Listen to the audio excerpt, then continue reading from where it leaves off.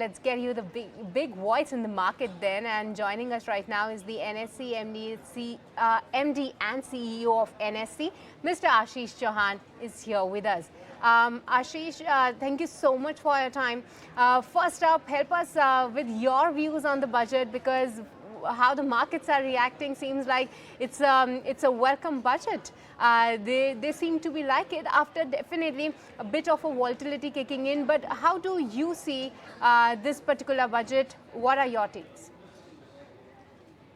Today's budget presented by Honorable Finance Minister Srimati Nirmala Sitharaman is in a way fiscally responsible, growth oriented and tax relief giving budget. These three, all of them coming into one budget is a very rare situation, because the finance ministers have to juggle with many numbers, and that's where in some ways this is a rare situation where she has ensured that up to 12.75 lakh rupees income for a salaried class, they don't have to pay any tax at all.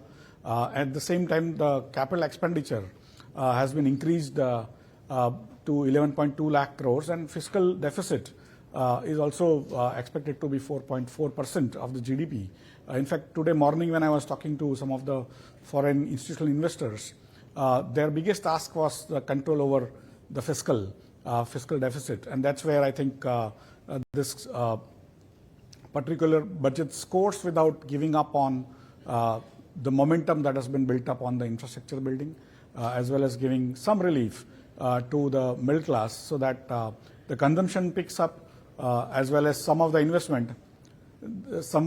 investments also flow from the private sector into this particular markets.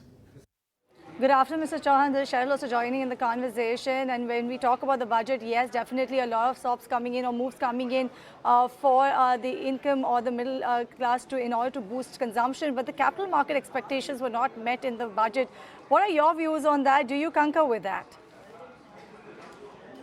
In a way, the capital markets expectations have been met many ways, like having fiscal controls. 4.4% is quite significant achievement. At the same time, reduction in income tax for almost literally more than 90-95% of the taxpayers itself is a great relief, and also would add into the consumption demand, which will increase the profitability of many of these companies, and also the investments coming from the middle class will also ensure that the markets remain steadfast. So overall, although in the initial phases when she was presenting, she had not given many numbers like capex and other things, which have started coming up later on, and that's where I think overall people have now started understanding the details of the budget, and that's where you will see some amount of pullback going forward. All right, but Mr. Chauhan, this 4.4 number that we have on the fiscal deficit, how comfortable are we with this particular number? What are your takes? Because yes, indeed, there were expectations that we will inch lower, and we have done it. But what is your reading and take on that? In fact, this BJP's NDA 1, NDA 2, and now NDA 3 is also proving that they are quite fiscal hawks. Very many times there are possibilities and also intentions to spend a lot, but when it runs away, then that ends up creating inflation, and also government's inability to then raise resources later on. And that's where the fiscal deficit is watched very keenly from international and economist perspective, and that's where I think India is doing exceedingly well in last 10-11 years, despite spending huge amounts of government funds on infrastructure development. And lastly, Mr. Chauhan, I'll have to ask you this. Out of 10, how much, how will you rate this union budget? And if you could help us understand, if you believe, what more could have been done?